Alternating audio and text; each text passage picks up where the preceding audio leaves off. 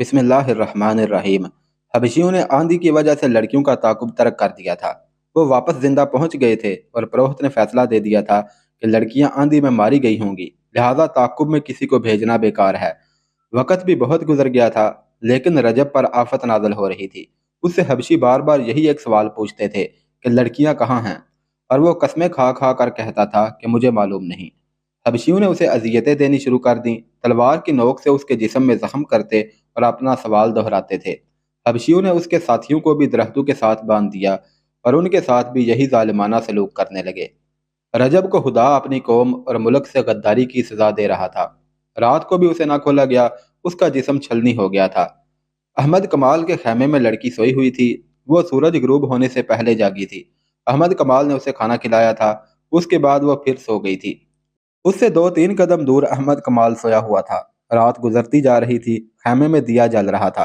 अचानक लड़की की चीख निकल गई। अहमद कमाल की आंख खुल गई। लड़की बैठ गई थी। उसका जिस्म कांप रहा था और चेहरे पर घबराहट थी। अहमद कमाल उसके करीब हो गया। लड़की तेजी से सिरक कर उसके साथ लग गई और रोते हुए बोली, उनसे बचाओ, वो मुझे मगरमच्छू के आगे फेंक रहे हैं, वो मेरा सर काटने लगे हैं। कौन? वो भद्दे हबशी, लड़की ने डरे हुए लहजे में कहा। वो यहाँ आए थे। अहमद कमाल को हबशियों की कुर्बानी का इल्म था। उसे शक हुआ कि उसे शायद कुर्बानी के लिए ले जाया जा रहा था। उसने लड़की से पूछा तो लड़की ने बाजू अहमद कमाल के गले में डाल दिए और कहने लगी, कुछ मत पूछो, मैं ख्वाब देख रही थी। अहमद कमाल देख रहा था कि वो तो बहुत ही डरी हुई थी। उसने उसे तसल्लियां दी और यकीन दिलाया कि यहाँ उसे उठाने के लिए कोई नहीं आएगा। लड़की ने कहा, मैं सो नहीं सकूंगी, तुम मेरे साथ बातें कर सकते हो। मैं अकेली जाग नहीं सकूंगी, मैं पागल हो जाऊंगी। अहमद कमाल ने कहा, मैं तुम्हारे साथ जागता रहूंगा। उसने लड़की के सर पर हाथ फेर कर कहा, जब तक मेरे पास हो तुम्हें डरने की जरूरत नहीं। उसने उस पर अमल भी करके दिखा दिया। लड़की के साथ उसने हबशियों के मुतल्लिक या उसके मुतल्लिक कोई बात ना की, ना पूछी। उसे तुर्की और मिस्र की बातें सुनाता रहा। लड़की उसके साथ लगी बैठी थी। अहमद कमाल का लबो लहजा शगुफ्ता था। उसने लड़की का खौफ दूर कर दिया और लड़की सो गई। लड़की की आंख खुली तो सुबह तलू हो रही थी। उसने देखा कि अहमद कमाल नमाज पढ़ रहा था। वह उसे देखती रही। अहमद कमाल ने दुआ के लिए हाथ उठाए और आंखें बंद कर ली। लड़की उसके चेहरे पर नजरें जमाए बैठी रही। अहमद कमाल फारग हुआ तो लड़की ने पूछा, तुमने खुदा से क्या मांगा था? बदी के मुकाबले की हिम्मत, अहमद कमाल ने जवाब दिया। तुमने खुदा से कभी सोना और खूबसूरत बीवी नहीं मांगी? ये दोनों चीजें खुदा ने मांगे बगैर मुझे दे दी थी, अहमद कमाल ने कहा, लेकिन उन पर मेरा कोई हक नहीं। शायद खुदा ने मेरा इम्तिहान लेना चाहा था। तुम्हें यकीन है कि खुदा ने तुम्हें बदी का मुकाबला करने की हिम्मत दे दी है? तुमने नहीं देखा, अहमद कमाल ने जवाब दिया। तुम्हारा सोना और तुम्हारा हुस्न भी मुझे अपनी राह से हटा नहीं सके। ये मेरी कोशिश और अल्लाह की देन है। क्या खुदा गुनाह माफ कर दिया करता है? लड़की ने पूछा। हाँ, हमारा खुदा गुनाह माफ कर दिया करता है, अहमद कमाल ने जवाब दिया। शर्त यह है कि गुनाह बार बार ना किया जाए। लड़की ने सर झुका लिया। अहमद कमाल ने उसकी सिसकियां सुनी तो उसका चेहरा ऊपर उठाया। वो रो रही थी। लड़की ने अहमद कमाल का हाथ पकड़ लिया और उसे कई बार चूमा। अहमद कमाल ने अपना हाथ पीछे खींच लिया। लड़की ने कहा, आज हम जुदा हो जाएंगे, तुम मुझे काहरा भेज दोगे, मैं अब आज़ाद नहीं हो सकूंगी। मेरा दिल मजबूर कर रहा है कि तुम्हें बता दूं कि मैं कौन हूं और कहां से आई हूं। फिर तुम्हें बताऊंगी कि अब मैं क्या हूं। हमारी रवानगी का वक्त हो गया है, अहमद कमाल ने कहा। मैं खुद तुम्हारे साथ चलूंगा। मैं इतनी नाजुक और इतनी खतरनाक जिम्मेदारी किसी और को नहीं सौंप सकता। ये नहीं सुनोगे कि मैं कौन हूं और कहां से आई हूं? उठो, अहमद कमाल ने कहा। यह सुनना मेरा काम नहीं, और वो खेमे से बाहर निकल गया। कुछ देर बाद कहरा की सिमत 6 घोड़े जा रहे थे। एक पर अहमद कमाल था, उसके पीछे दूसरे घोड़े पर लड़की थी। उसके पीछे पहलू ब पहलू 4 घोड़े मुहाफिजों के थे और उनके पीछे एक ऊंट जिस पर सफर का सामान, पानी और खुराक वगैरह थी। काहिरा तक कमोबेश 36 घंटों का सफर था। लड़की ने 2 मरतबा अपना घोड़ा उसके पहलू में कर लिया और दोनों मरतबा अहमद कमाल ने उसे कहा कि वो अपना घोड़ा उसके और मुहाफिजों के दरमियान रखे। इसके सिवा उसने लड़की के साथ कोई बात ना की। सूरज गरूब होने के बाद अहमद कमाल ने काफिले को रोक लिया और पड़ाव का हुक्म दिया। रात लड़की को अहमद कमाल ने अपने खेमे में सुलाया। उसने दिया जलता रखा। वो गहरी नींद सोया हुआ था कि उसकी आंख खुल गई। किसी ने उसके माथे पर हाथ फेरा था। उसने लड़की को अपने पास बैठे देखा।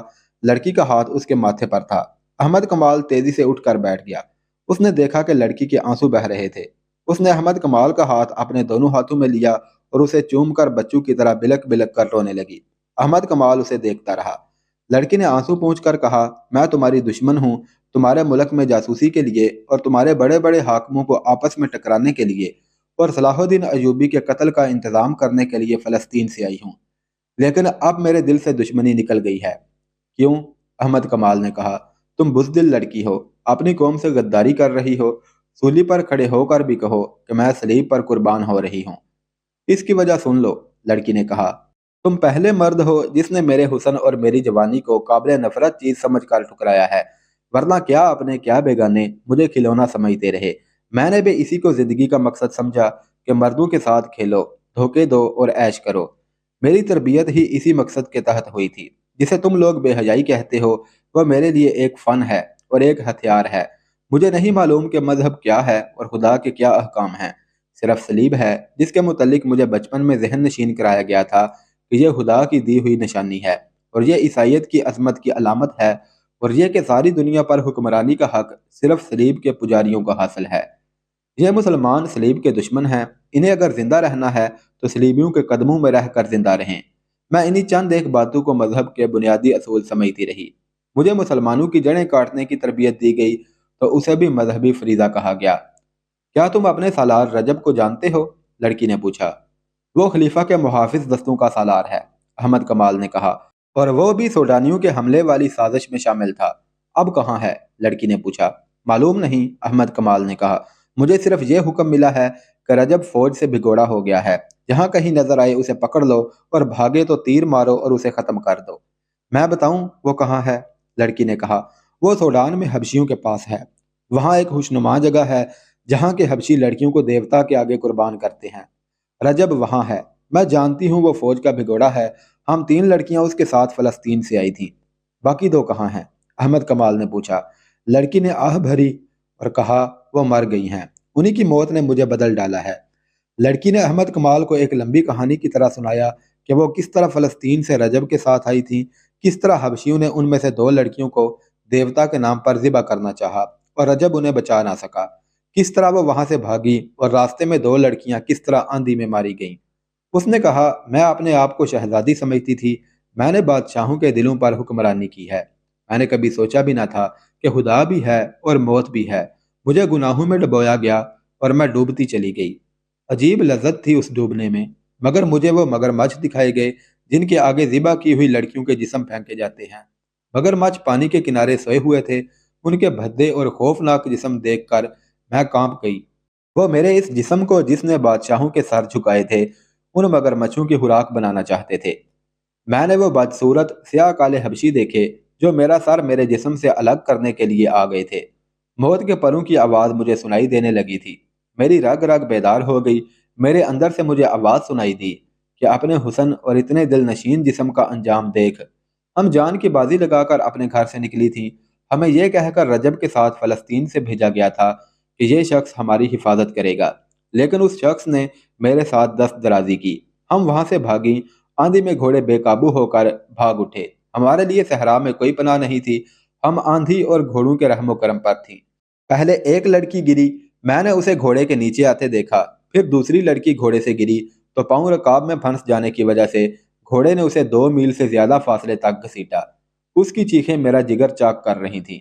میں اب بھی اس کی چیخیں سن رہی ہوں اور جب تک زندہ رہوں گی یہ چیخیں سنتی رہوں گی۔ پھر وہ لڑکی لاش بن گئی۔ میرا گھوڑا ساتھ ساتھ دوڑتا آ رہا تھا مگر میرے قابو میں نہیں تھا۔ وہ لڑکی بھی اپنے گھوڑے کے ساتھ پیچھے رہ گئی۔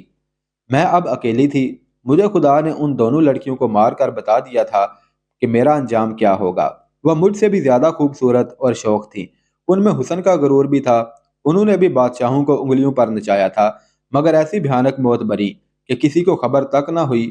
اب وہ ریت کی گمنام قبروں میں دفن ہو گئی ہیں۔ میں اکیلی رہ گئی۔ آندھی کے زناٹے موت کے کہکہے بن گئے۔ مجھے اپنے سر کے اوپر آگے پیچھے اور دائیں بائیں چڑیلیں، بدروہیں، بھوت اور موت کے کہکہے سنائی دے رہے تھے۔ میں بدھو اور بے وقوف لڑکی نہیں ہوں، دماغ روشن ہے۔ میں نے جان لیا کہ خدا مجھے گناہوں کی سزا دے رہا ہے۔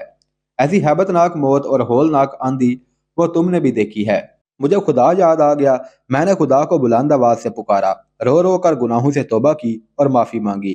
پھر میں بے ہوش ہو گئی اور جب ہوش میں آئی تو میں تمہارے قبضے میں تھی۔ تمہاری گوری رنگت دیکھ کر خوش ہوئی کہ تم یورپی ہو اور میں فلسطین میں ہوں۔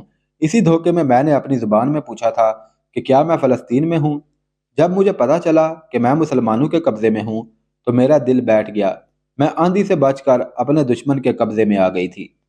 مسلمانوں کے متعلق مجھے بتایا گیا تھا کہ عورتوں کے ساتھ درندوں جیسا سلوک کرتے ہیں، لیکن تم نے میرے ساتھ وہ سلوک کیا جس کی مجھے توقع نہیں تھی۔ تم نے سونا ٹھکرا دیا اور تم نے میرا جسم بھی ٹھکرا دیا۔ میں اس قدر خوفزدہ تھی کہ میں کہتی تھی کہ خواہ کوئی مل جائے وہ مجھے پناہ دے دے اور مجھے سینے سے لگا لے۔ تمہارے متعلق مجھے ابھی تک یقین نہیں آیا تھا کہ تمہارا کردار پاک ہے۔ مجھے یہ توقع تھی کہ رات کو تم مجھے پریشان کرو گے۔ میں خواب میں بھی مگرمچھوں، حبشیوں اور آندھی کی دہشت دیکھتی رہی۔ میں ڈر کر اٹھی تو تم نے مجھے سینے سے لگا لیا اور بچوں کی طرح مجھے کہانیاں سنا کر میرا خوف دور کر دیا۔ اور جب رات گزر گئی تو میں نے جاگتے ہی تمہیں خدا کے آگے سجدے میں دیکھا۔ تم نے جب دعا کے لیے ہاتھ اٹھائے اور آنکھیں بند کر لی تھی، اس وقت تمہارے چہرے پر مسرت، سکون اور نور تھا۔ میں اس شک میں پڑ گئی کہ تم انسان نہیں فرشتہ ہو۔ کوئی انسان سونے اور مجھ جیسی لڑکی سے منہ نہیں موڑ سکتا۔ میں نے تمہارے چہرے پر جو سکون اور مسرت دیکھی تھی اس نے میرے آنسو نکال دیے۔ میں تم سے پوچھنا چاہتی تھی کہ یہ سکون تمہیں کس نے دیا؟ میں تمہارے وجود سے اتنی متاثر ہوئی کہ میں نے تمہیں دھوکے میں رکھنا بہت بڑا گناہ سمجھا۔ میں تمہیں یہ کہنا چاہتی تھی کہ میں تمہیں اپنے متعلق ہر ایک بات بتا دوں گی، اس کے عوض مجھے یہ کردار اور یہ سکون دے دو، اور میرے دل سے وہ دہشت اتار دو جو مجھے بڑی ہی تلخ اذیت دے رہی ہے۔ مگر تم نے میری بات نہ سنی۔ تمہیں فرض عزیز تھا۔ اس نے احمد کمال کے دونوں ہاتھ پکڑ لیے اور کہا، تم شاید اسے بھی دھوکہ سمجھو، لیکن میرے دل کی بات سن لو۔ میں تم سے جدا نہیں ہو سکوں گی۔ میں نے کل تمہیں گناہ کی دعوت دیتے ہوئے کہا تھا کہ مجھے اپنی لونڈی سمجھو، مگر اب میں ساری عمر کے لیے تمہارے قدموں میں بیٹھی رہوں گی۔ مجھے اپنی لونڈی بنا لو اور اس کے عوض مجھے وہ سکون دے دو جو میں نے نماز کے وقت تمہارے چہرے پر دیکھا تھا۔ میں تمہیں بالکل نہیں کہوں گا کہ تم مجھے دھوکہ دے رہی ہو، احمد کمال نے کہا۔ میری مجبوری یہ ہے کہ میں اپنی قوم کو اور اپنی فوج کو دھوکہ نہیں دے سکتا۔ تم میرے پاس امانت ہو، میں خیانت نہیں کر سکتا۔ میں نے تمہارے ساتھ جو سلوک کیا وہ میرا فرض تھا۔ یہ فرض اس وقت ختم ہوگا جب میں تمہیں متعلقہ محکمے کے حوالے کر دوں گا اور وہ مجھے حکم دے گا کہ احمد کمال تم واپس چلے جاؤ۔ لڑکی نے روتے ہوئے کہا، تمہارے حاکم جب مجھے سزائے موت دیں گے تو تم میرا ہاتھ پکڑے رکھنا۔ اب یہی ایک خواہش ہے۔ میں تمہیں ایسی بات نہیں کہوں گی کہ مجھے فلسطین پہنچا دو۔ میں تمہارے فرض کے راستے میں رکاوٹ نہیں بنوں گی۔ مجھے صرف اتنا کہہ دو کہ میں نے تمہارا پیار قبول کر لیا ہے۔ میں یہ بھی نہیں کہوں گی کہ مجھے اپنی بیوی بنا لو، کیونکہ میں ایک ناپاک لڑکی ہوں۔ مجھے تربیت دینے والوں نے پتھر بنا دیا تھا۔ میں یہ بھی سمجھتی تھی کہ میرے اندر انسانی جذبات نہیں رہے، لیکن خدا نے مجھے بڑے ہی پرہول طریقے سے سمجھا دیا کہ انسان پتھر نہیں بن سکتا، اور وہ ایک نہ ایک دن مجبور ہو کر کسی سے پوچھتا ہے کہ سیدھا راستہ کون سا ہے۔ رات گزرتی جا رہی تھی اور وہ دونوں باتیں کر رہے تھے۔ احمد کمال نے اسے پوچھا، تم جیسی لڑکیوں کو ہمارے ملک میں بھیج کر ان سے کیا کام لیا جاتا ہے؟ بہت سارے کام کرائے جاتے ہیں، لڑکی نے جواب دیا۔ بعض کو مسلمان امراء کے حرموں میں مسلمان کے روپ میں داخل کر دیا جاتا ہے، جہاں وہ تربیت کے مطابق امراء اور وزراء پر غالب آ جاتی ہیں۔ ان سے صلیبیوں کی پسند کے افراد کو عہدے دلاتی ہیں، اور جو حاکم صلیبیوں کے خلاف ہو اس کے خلاف کارروائیاں کرواتی ہیں۔ لڑکیوں کا ایک گروہ اور بھی ہے۔ یہ لڑکیاں اسلامی نام سے مسلمانوں کی بیویاں بن جاتی ہیں۔ ان کا کام یہ ہے کہ اچھے درجے کے مسلمان گھرانوں کی لڑکیوں کے دماغ اور کردار خراب کرتی ہیں، ان کے لڑکوں کو بدی کے راستے پر ڈالتی اور شریف گھرانوں کی لڑکیوں اور لڑکوں کے معاشقے کراتی ہیں۔ مجھ جیسی صلیبی لڑکیاں چوری چھپے تمہارے ایسے حاکموں کے پاس آتی ہیں جو ہمارے ہاتھ میں کھیل رہے ہوتے ہیں۔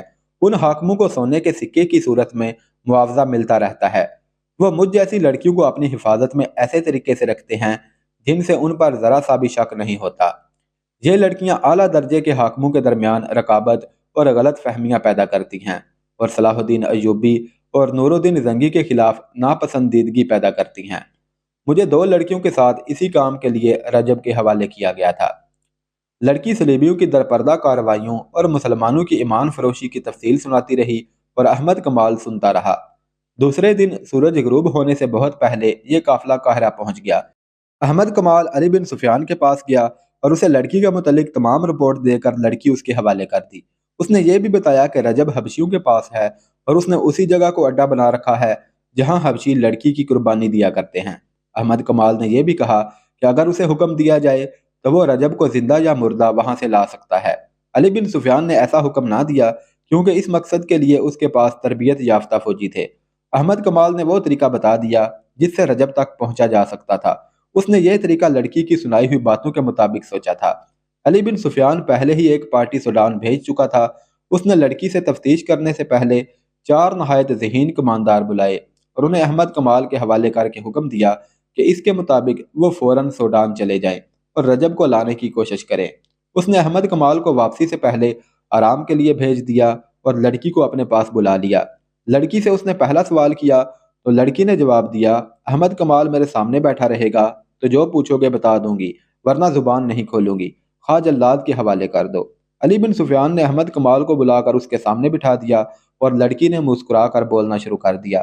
اس نے کچھ بھی نہ چھپایا اور آخر میں کہا، مجھے سزا دینی ہے تو میری ایک آخری خواہش پوری کر دو، میں احمد کمال کے ہاتھ سے مرنا چاہتی ہوں۔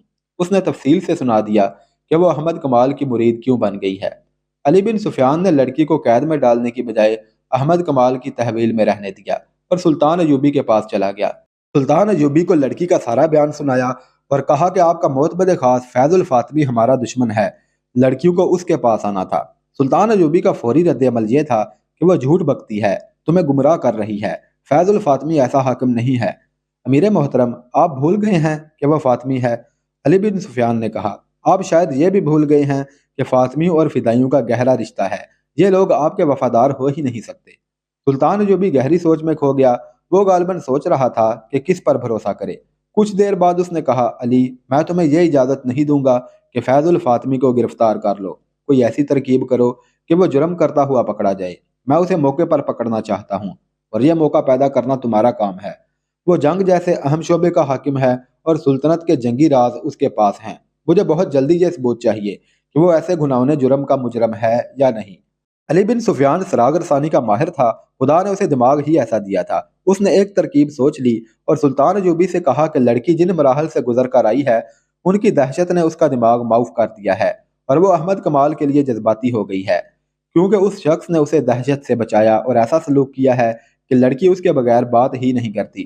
مجھے امید ہے کہ میں اس لڑکی کو استعمال کر سکوں گا۔ کوشش کر دیکھو، سلطان ایوبی نے کہا، لیکن یاد رکھو میں واضح ثبوت اور شہادت کے بغیر اجازت نہیں دوں گا کہ فیض الفاطمی کو گرفتار کر لو۔ مجھے ابھی تک یقین نہیں آ رہا کہ وہ بھی دشمن کے ہاتھوں میں کھیل رہا ہے۔ علی بن سفیان لڑکی کے پاس گیا اور اسے اپنا مدعا بتایا۔ لڑکی نے کہا کہ احمد کمال کہے تو میں آگ میں بھی کود جاؤں گی۔ احمد کمال نے اسے کہا کہ جیسے یہ کہتے ہیں ویسے کرو، ان کی بات سمجھ لو۔ اس کا مجھے کیا انعام ملے گا؟ لڑکی نے پوچھا۔ تمہیں پوری حفاظت کے ساتھ فلسطین کے قلعہ شوبک میں پہنچا دیا جائے گا، علی بن سفیان نے کہا، اور یہاں تمہیں پوری حفاظت سے رکھا جائے گا۔ نہیں، لڑکی نے کہا، یہ انعام بہت تھوڑا ہے، مجھے منہ مانگا انعام دو، میں اسلام قبول کر لوں گی اور احمد کمال میرے ساتھ شادی کر لے۔ احمد کمال نے صاف انکار کر دیا۔ علی بن سفیان اسے باہر لے گیا۔ احمد کمال نے اسے کہا کہ یہ بے شک اسلام قبول کر لے، لیکن میں اسے پھر بھی اسلام کا دشمن ہی سمجھوں گا۔ علی بن سفیان نے اسے کہا، ملک اور قوم کی سلامتی کی خاطر تمہیں یہ قربانی دینی ہوگی۔ احمد کمال مان گیا۔ اس نے اندر جا کر لڑکی سے کہا کہ میں تمہیں چونکہ ابھی تک بے اعتبار لڑکی سمجھ رہا ہوں، اس لیے شادی سے انکار کیا ہے۔ اگر تم ثابت کر دو کہ تمہارے دل میں میرے مذہب کے لیے قربانی کا جذبہ موجود ہے تو میں تمام عمر تمہارا غلام رہوں گا۔ لڑکی نے علی بن سفیان سے کہا، کہو مجھے کیا کرنا ہے، میں بھی دیکھ لوں گی کہ مسلمان اپنے وعدے کے کتنے پکے ہوتے ہیں۔ میری ایک شرط یہ بھی ہے کہ احمد کمال میرے ساتھ رہے گا۔ علی بن سفیان نے اس کی یہ شرط بھی مان لی اور اپنے ایک اہلکار کو بلا کر احمد کمال اور لڑکی کے لیے رہائش کے انتظام کا حکم دے دیا۔ اس نے دروازہ بند کر لیا اور لڑکی کو احمد کمال کی موجودگی میں بتانے لگا کہ اسے کیا کرنا ہے۔